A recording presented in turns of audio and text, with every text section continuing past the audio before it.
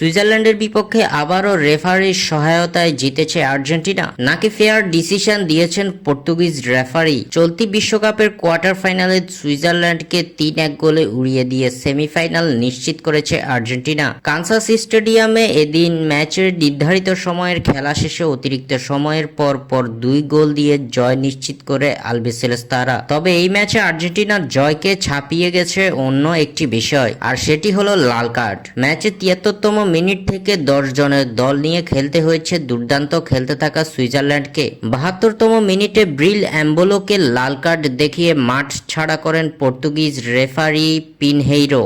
ঘটনার সূত্রপাত হয় সুইজারল্যান্ডের গোলের পর। 67তম মিনিটে ড্যান অ্যান্ড্রোয়ের গোলে সুইজারল্যান্ড সমতায় ফেরার পর মোমেন্টাম পুরোপুরি তাদের দিকে। ঠিক তখনই লিয়ান্দ্রো পারাদেস অ্যাম্বোলোকে ট্যাকেল করলে রেফারি পারাদেসকে হলুদ কার্ড দেখান, কিন্তু এর পরপরই আর্জেন্টাইন খেলোয়াড়রা আবেদন করেন রেফারির কাছে। তাদের জোরালো আবেদনে সাড়া দিয়ে ভিএআর চেক করার সিদ্ধান্ত নেন পিনহেইরো। ভিএআরে স্পষ্ট দেখা যাচ্ছিল লিয়ান্দ্রো পারাদেসের সঙ্গে কোনো রকম কোনো কন্ট্যাক্টই হয়নি এম্বোলোর। এম্বোলো সিমুলেশন ডাইভ করেছিলেন ফাউল আদায়ের জন্য, ফলে পারাদেসের হলুদ কার্ড বাতিল হয়ে যায় আর সিমুলেশনের জন্য এম্বোলোকে দেখানো হয় হলুদ কার্ড। যেহেতু এম্বোলোর আগেই প্রথমার্ধে একটা হলুদ কার্ড ছিল, দ্বিতীয় হলুদ কার্ড দেখেই সরাসরি লাল কার্ড দেখেন এই ফরওয়ার্ড। অ্যাম্বোলোকে লাল কার্ড দেখানো হয়েছে মূলত মিস্টেকেন আইডেন্টিটির কারণে।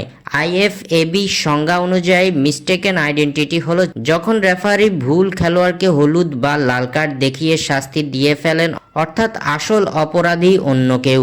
এই বিশ্বকাপের নতুন ভার প্রোটোকলে এই ভুল ধরার সুযোগ রাখা হয়েছে। সেক্ষেত্রে রেফারি যদি পারাদেসকে প্রথমে কার্ড না দেখাতে, তাহলে ভার এই ঘটনায় হস্তক্ষেপই করতে পারত না, আর কোনো রকম কার্ড ছাড়াই পার পেয়ে যেতে পারতেন এম্বোলো। এই ঘটনার পরপর আবারও উঠেছে সমালোচনার ঝড়। অনেকের ধারণা আবারও আর্জেন্টিনাকেই সুবিধা দিয়েছে রেফারি। তবে ফিফার নিয়ম জানা থাকলে এমন সমালোচনা অর্থহীন।